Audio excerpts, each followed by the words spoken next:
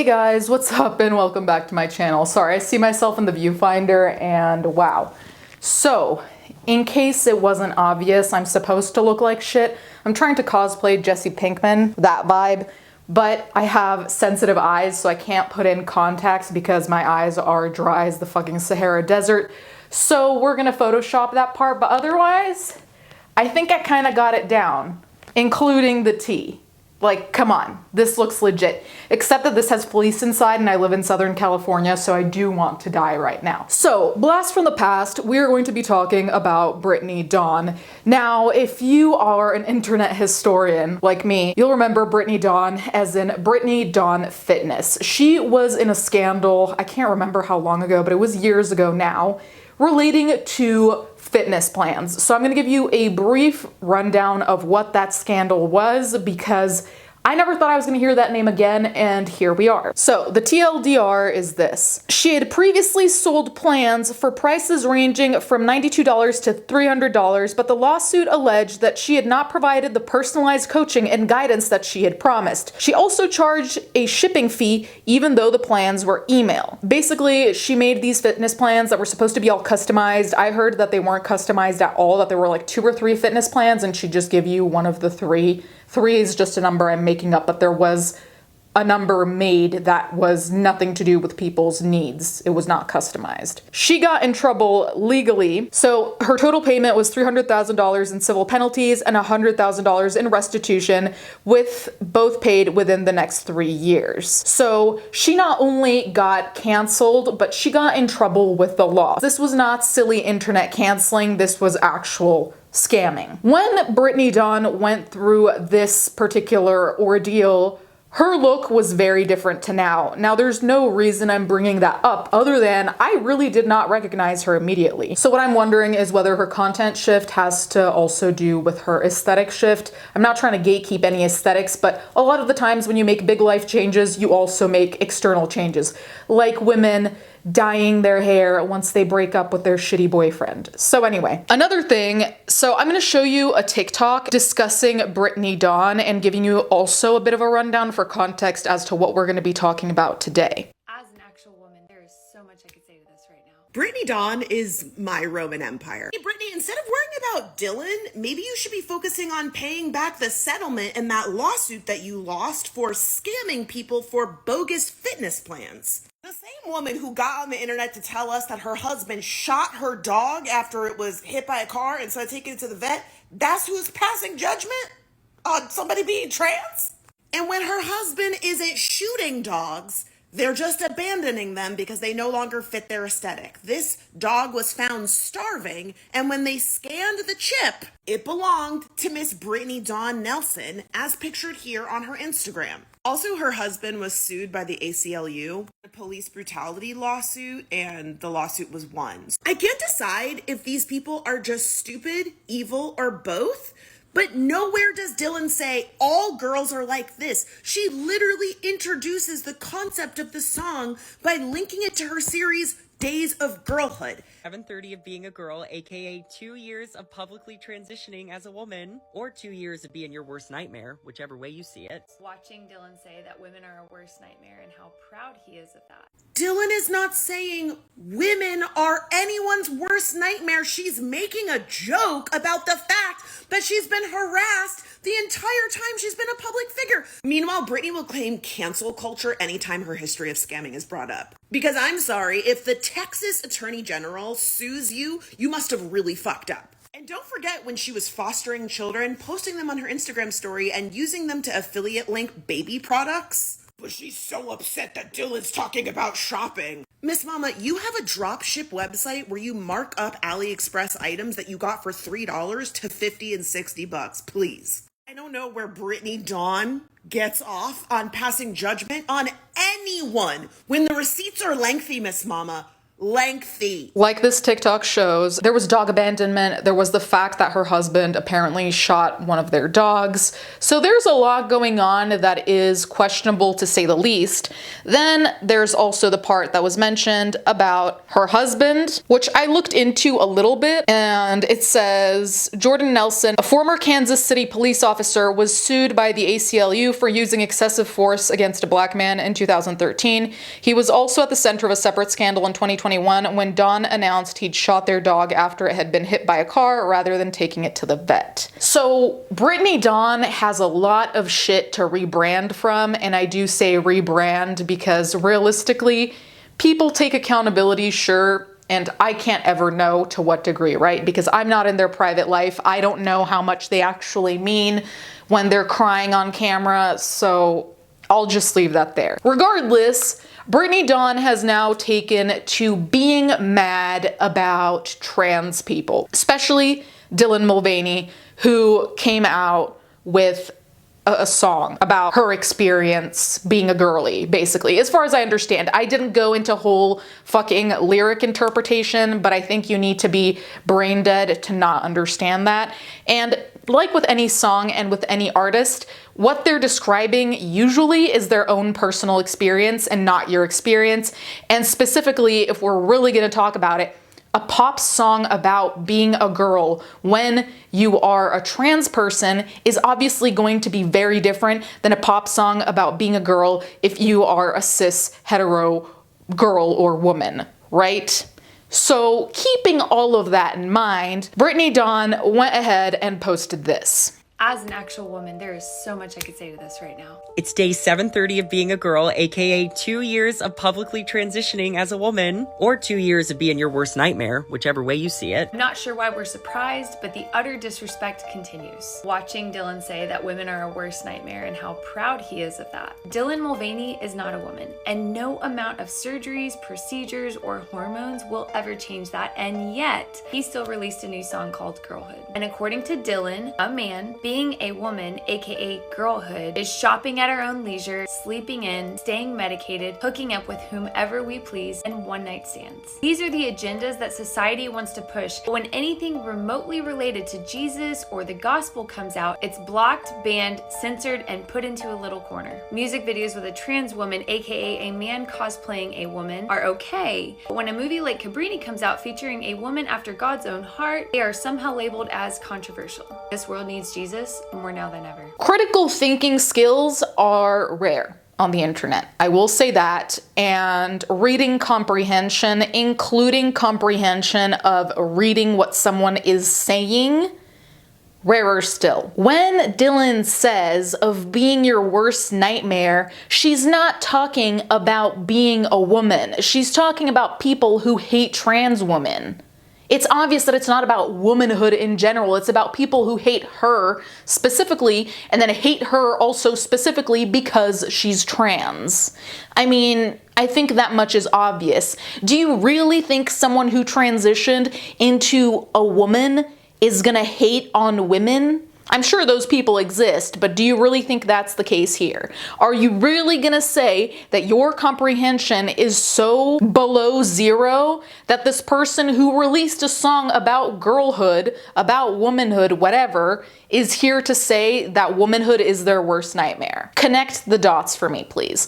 Now, let me be very clear. I'm obviously neither a Dylan Mulvaney stan nor a Brittany Dawn stan. Honestly, I don't really have an opinion about Dylan Mulvaney, mainly because she doesn't come up in any conversation of mine, and I've never looked super deep into her because, again, she does not come up in my circles. It's just not a topic of conversation, so no real opinion there. I do think it's shitty to be transphobic, period, and so that's why I'm discussing this. It's also interesting to me because what is the point? What is the issue? A trans person is living, existing. She released a song that you think is dumb and that misrepresents womanhood, I guess. I don't know. Maybe it's just me being jaded, but I don't really expect pop music to be a big representative complex, nuanced discussion. Most of the time, it's silly and lighthearted, and maybe that's what this song was supposed to be, about the small joys of being a girl / woman in Dylan's position. Do I approve of self-medicating, of abusing substances, whatever else may be implied or not, but what is implied here? No. But if we're really going to go that deep, a lot of pop music is going to be taken off the shelves if we're not going to talk about the unhealthy sides of humanity. That's what most art is, dude. So like, get a grip. So I also wanted to talk about like the Jesus-y aspect of this. Now, maybe people here don't know. I don't know how much I've referred to this, probably not often, but your girl was raised Catholic and is a confirmed Catholic. So I did all of the steps. I did all of the work. I'm no longer Catholic. I just don't identify with it. Never did. But I do not like this use of the Bible, Jesus, whatever, as a scare tactic. So I don't like using this kind of fear-mongering to say this is the agenda they're pushing, that this is okay, but talking about Jesus isn't okay. People don't like having shit pushed down their throat. And that goes for any type of sexual orientation. They don't want people telling you what you need to do. Right? They don't want people telling you, oh, you're definitely trans, you're not trans, you're gay, you're not gay. They don't want people telling them who they are and what they think. Same thing goes for religion. People don't want you to come up to them and say, you need to believe in this or you're going to hell. And they don't want you to say, oh, your religion is wrong and mine is right. It's pretty simple. People want to be able to think by themselves, and this is across the board. Now, granted, depending on where you live, it might be disproportionate, right? There might be a lot more openness towards LGBT, and then there might be a lot more closeness towards religion, or vice versa. Also, turning to transphobia to try to make your point, I promise you, is almost never going to work. Simply because it's, and this is a silly example, but just to display my point, it's like if I'm trying to make a point against you, and the first thing I bring up is, hey, you're an ugly hoe, now let me tell you why I have valid points A, B, and C. Do you think anyone's going to listen to me beyond me calling you an ugly hoe? No, they're not even going to listen to points A, B, and C, even if potentially they're rational. Now, I don't know what her other points are, but if you're going to start with calling Dylan he when she goes by she is unnecessary, and it removes focus from your actual point. So you're doing yourself a disservice on top of being rude. Just saying. So there's an article that I read by Kelsey Weekman, and so this discusses a little more about Brittany Dawn, referred to as Davis. Davis's pivot to this brand of Christianity suddenly made sense. I'd always wondered why she didn't use her past as part of her message, and her past is the scandal of the fitness plans. And I realized that it wasn't necessary. Davis's posts about Christianity aren't formal, she hasn't attended seminary school, and she only sometimes uses religious texts. It's more of an aesthetically pleasing guide to happiness that encourages supernatural encounters and affirmations. Her Christianity brand is digestible, social media friendly, and easy to share with others.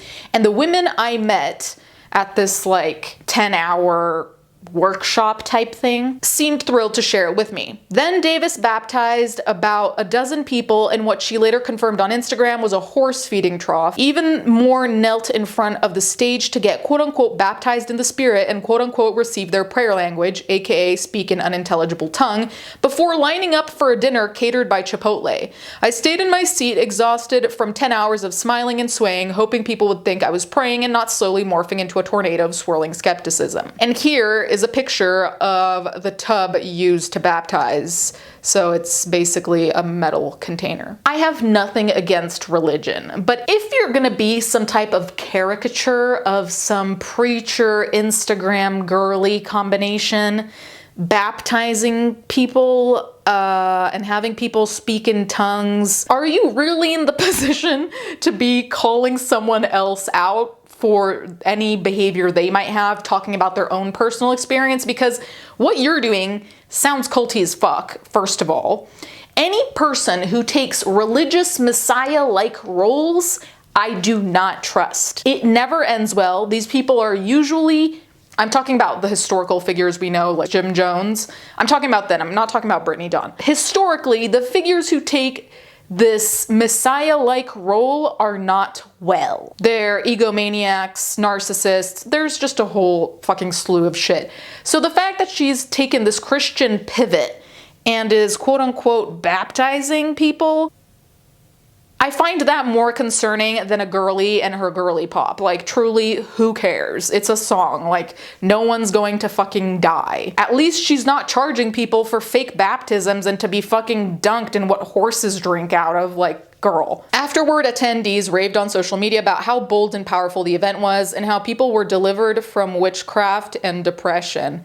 Man, if only I knew I had to pay $300 and, speak in tongues to get rid of something that I've been dealing with for 15 years. Wow, could have saved me a lot of time. They were emotionally wrecked and said that that was proof that God had done something amazing through all the hours of dancing, meditation, and affirmation. Often we find community online and sometimes we find it dancing with strangers, as I've found it in both these places many times, although mine is usually Twitter and a sweaty bar. I'd wanted to better understand how Christianity gets shared and changed online, and while I can't bank my life on a system that relies on vibes and vague prophecies from strangers with some Bible verses sprinkled in on Canva-designed Instagram posts as a guide on how to live, I'm happy for people who do, and the women talking excitedly with me about how much they love Davis's message seem to have gotten something out of it. Okay, Kelsey Weekman is so funny for this. I loved the writing style of this. Pot kettle here a little bit. I don't think Dylan Mulvaney's doing anything wrong. I tend to be, like I said, skeptical of wannabe messiah type figures. And the thing is, like, I really do think there's a lot of banking on fear, because there's also this TikTok that I found. Jesus said, "This is a wicked generation. There is no faithfulness, no love, no acknowledgement of God in the land. There is only cursing, lying, and murder, stealing, and adultery."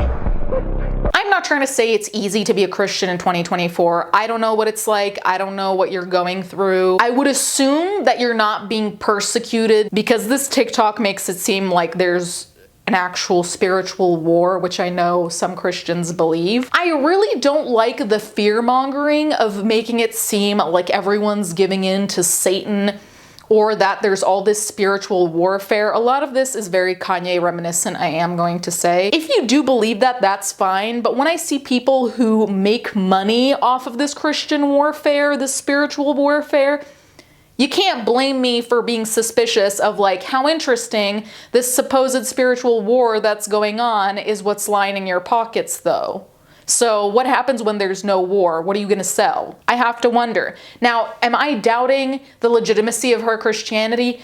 No, because I have no idea. I'm just saying that the practices here don't really align to me, and especially as someone who's critiquing someone else for just being who they are, it seems a little bit ironic, to say the very least. You guys can let me know what you think in the comments down below. Honestly, I think this is just a very drastic rebrand, which is also why I was caught off guard by it, because I was like, this has nothing to do with her prior internet persona, and I guess that's the point, but nonetheless, it all seems very unnecessary, and I really wonder if commenting on the whole Dylan Mulvaney thing wasn't just a tactic to get attention, which if so, it worked, but not every Christian is gonna be cool with that, so you don't really know how much of your own audience you may be alienating, and it's also like, do you really want an audience that's totally okay with you just like misgendering someone for the kicks? You guys let me know what you think in the comments down below. Thank you guys so much for watching, and thank you to my patrons as always, and I'll catch you guys next time.